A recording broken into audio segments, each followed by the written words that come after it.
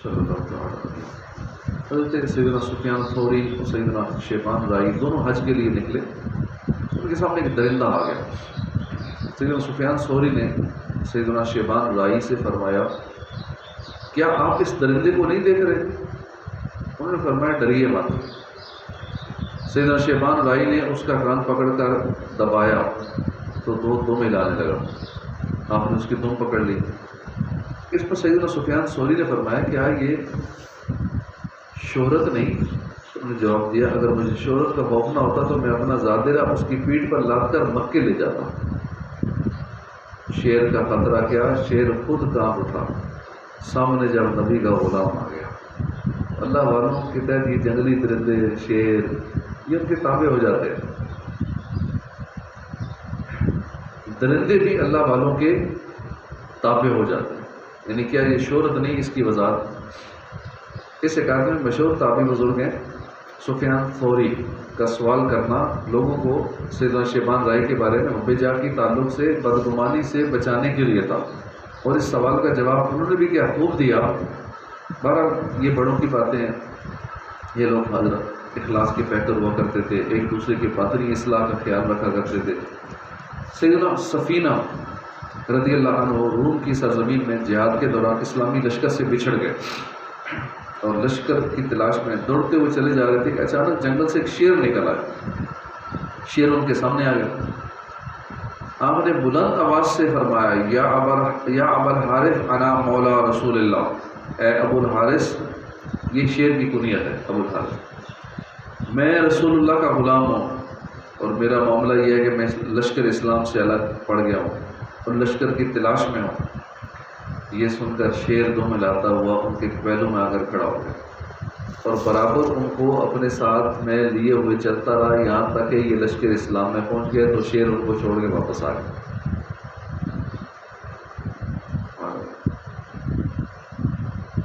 ایک مرتبہ سرکار اعلیٰ کے سب سے چھوٹے بھائی علامہ مولانا محمد رضا خان اپنی چھت پر قرآن عظیم پڑھ رہے تھے، سامنے دیوار پر ایک بندر بیٹھا ہوا تھا۔ یہ کسی کام کو اٹھ کر گئے، بندر دوڑتا ہوا سامنے دیوار پر گزرا اور اس پار جانا چاہتا تھا۔ جیسے ہی قرآن عظیم کے موضوعات پر یعنی سامنے آیا، قرآن عظیم کو سجدہ کیا اور اپنی راہ پر چلا گیا۔ ایک پاکستانی حاجی صاحب مدینہ منورہ میں حاضر ہوئے، جس مکان میں مقیم ہوئے وہاں ایک بلی رہتی تھی جو روزانہ ان کے قریب آتی تھی، وہ اس بلی کو پیار کرتے تھے۔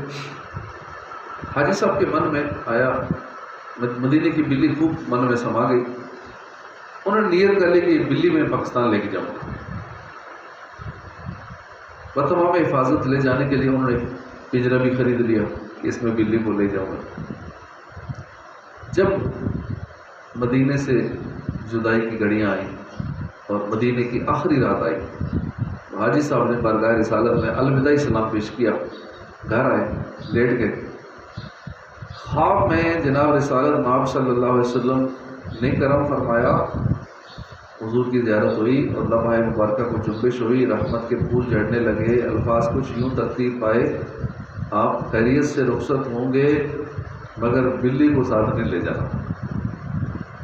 یہ کئی دن سے میرے دربار میں حاضر ہو کر عرض کرتی ہے کہ مجھے بچا لیجیے، مدینہ چھوٹ رہا ہے، کیونکہ بلیاں اور یہ جانور بھی بڑے عاشق رسول ہیں، یہ مدینے سے دور نہیں رہ سکتے۔ مدینے میں رہنے والے بلیاں کتے ہیں نا، اب کبوتر ہیں، جو بھی پرندے درندے ہیں، یہ مدینے کی جدائی برداشت نہیں کر سکتے۔ تو بلی روز حضور کی بارگاہ میں فریاد کرتی تھی، یا رسول اللہ مجھے بچا لے، مجھے بچا لے، مدینہ چھوٹ رہے۔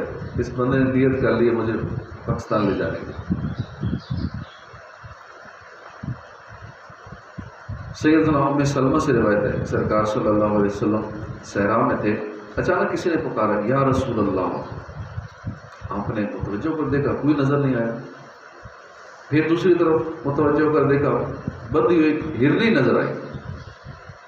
اس نے عرض کی اذن منی یا رسول اللہ، یا رسول اللہ میرے قریب تشریف لائیے۔ حضور قریب تشریف لائے، فرمایا ما حاجتک، ما حاجتک، یعنی تیری حاجت کیا ہے؟ ما حاجتک، یا تیری حاجت کیا ہے؟ ہرنی بولی اس پہاڑ میں میرے 2 بچے ہیں، آپ مجھے کھول دیجئے، میں ان کو دودھ پلا کے پھر واپس آ جاؤں گا۔ فرمایا کیا تو ایسا کرے گی؟ اپنی نے عرض کی اگر میں ایسا نہ کروں تو اللہ مجھے اشار کا عذاب دے۔ اشار ایک ایسی حاملہ ممکن کو کہتے ہیں کہ جس کا 10 ماہ گزر جانے کے بعد بھی بچہ باہر نہ آئے اور اس بیچاری پر بوجھ لادا جائے جس کے سبب وہ تکلیف سے خوب بلبلائے، چیخے چلائے۔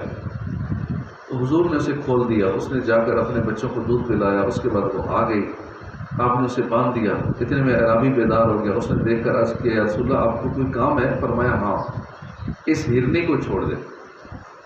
اس نے چھوڑ دی۔